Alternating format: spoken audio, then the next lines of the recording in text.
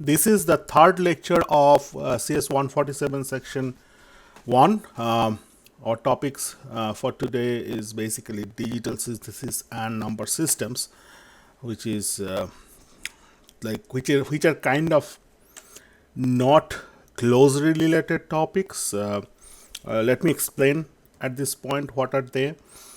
So this digital synthesis, this topic is more towards our understanding of how a conceptual processor, like when you are planning for a processor, you're making a conception of a processor that this processor will have this component, they'll be connected like these, and so on and so forth. From that point, how the things get into the real hardware, real electronic devices and systems. That's the part we will try to understand. And this is a very vast topic. Most of them are out of scope for our domain and our subject. But I'll try to give you a little snippet of the whole scenario in that. And the second topic is a number representations, where we'll review our previous class experience where we discussed in detail in CS 47, or this computer system study and computer organization study, detailed about the number representation. We'll just touch base on that to recap our memories onto this number representation and number systems. So, digital synthesis, like in the last lecture, lecture 2, finally we did what is an top level architecture view of a computing system. Very simplistic computing system though, but it's a real computing system, and in fact we'll be implementing this system into the simulation model, and we'll simulate that processor with some programs which it can execute and so on and so forth. So this is not really an theoretical machine, this is a practical machine. You can implement it, you can simulate it, and even if you know how to make from the simulation world into the real world, there are certain steps you can actually put it on a silicon and make it work. So that's what the digital synthesis is about, right? How to bring conceptual processor and memory systems into the physical reality, right? So we did discuss all about the conception. Register files looks like this, it functions like that. ALU functions like this. It has this. What are the input output? What it is behavior, characteristics behavior. We talked about the control units behavior. We talked about the memory behavior. But it's all in the conception, right? It's all on the paper pencil or in our understanding. That's what we are trying to do or want to do. We want to implement an electronic system that will behave just like we described, right? As we described that in the ALU, you supply two operand, one operation code. It should give that corresponding mathematical, or like I should say arithmetical or logical result, right? But how to make that electronic component? How from that point we make an processor, an integrated chip, an IC, and hardware which goes into the motherboard of a computing system. Now, one point is that all these component concepts can be described at very high level using hardware description language, or HDL. There are two popular one is Verilog, which is much popular, and there is a VHDL.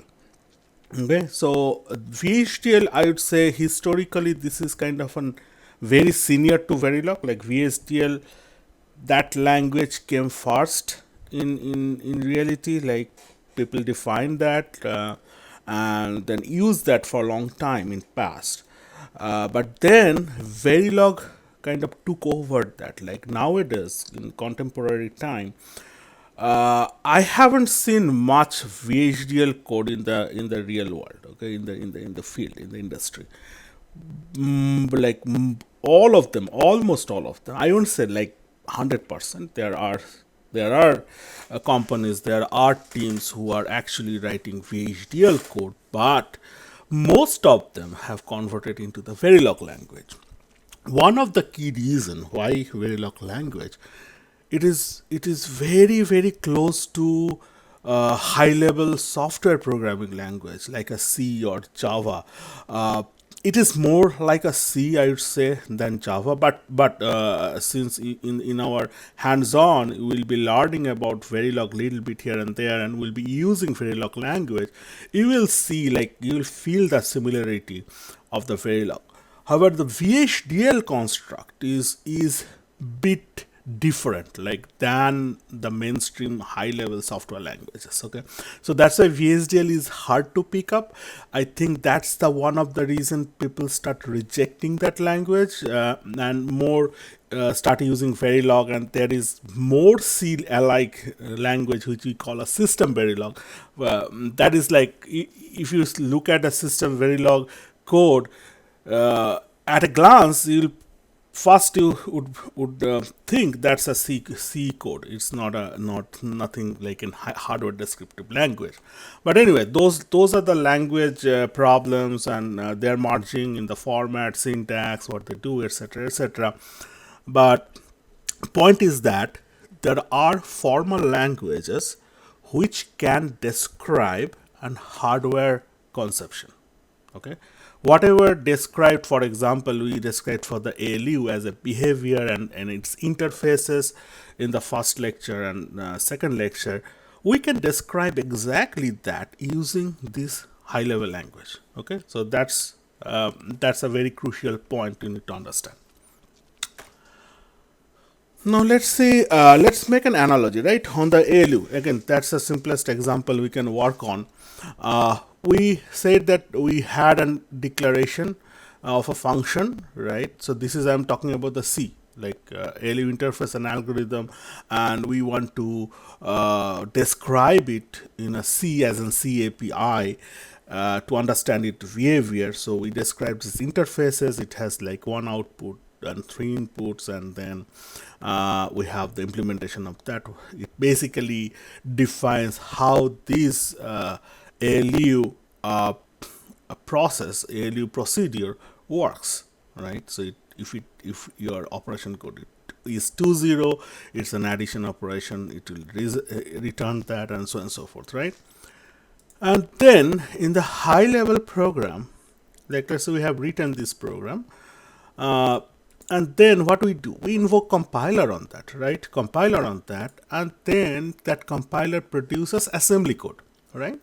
And then this assembly code again get assembled by assembler, producing machine code, and that machine code can be executed onto a machine, onto a target processor, target machine. Now, same thing, if you think of, instead of writing is in C, you are writing them, this implementation and the interfaces, with Verilog language, right? So high level description, how you are describing, what is the syntax, that's not point of discussion right here. Okay, so we learned that how that works. Okay, but let's say we know how to write them in the Verilog. So then we write them, right, and then we invoke like something called a synthesis tool. And most popular and most efficient one is one tool called Design Compiler from Synopsys. Now see the similarity, like we call it a compiler here in the software world, and we compile the program, generates the assembly code. Like we call in the hardware world, we call this tool which call a design compiler. Okay, we won't be using this, by the way, in the class. So we'll be sticking to the simulation, which has another route, and so on and so forth. But it has, that simulation tool also has a compilation unit inside it. Before it can go into the simulation, but that's a little bit different compiler. What we are talking about in this lecture, in this context, is that how we can make this description into the physical electronics component, right? So we invoke synthesis tool, and then what we spit out, this guy, which is kind of analogous to your assembly code, is a logic get level description in HTML, which is also popularly Verilog. Okay, so we are describing the high level description, and later we'll see, we'll call it is a behavioral model. So you are basically describing the behavior of the component with this language, and then the synthesis tool compile that behavior description of an hardware component and translate into the logic get level description. Okay, how the different logical get, like and, or, not, those things can be combined effectively together to realize that behavior. Okay, now the point is this: as soon as you can translate your behavioral model from the high level description into a get level, then that description can easily go through certain other steps and make it way into the silicon.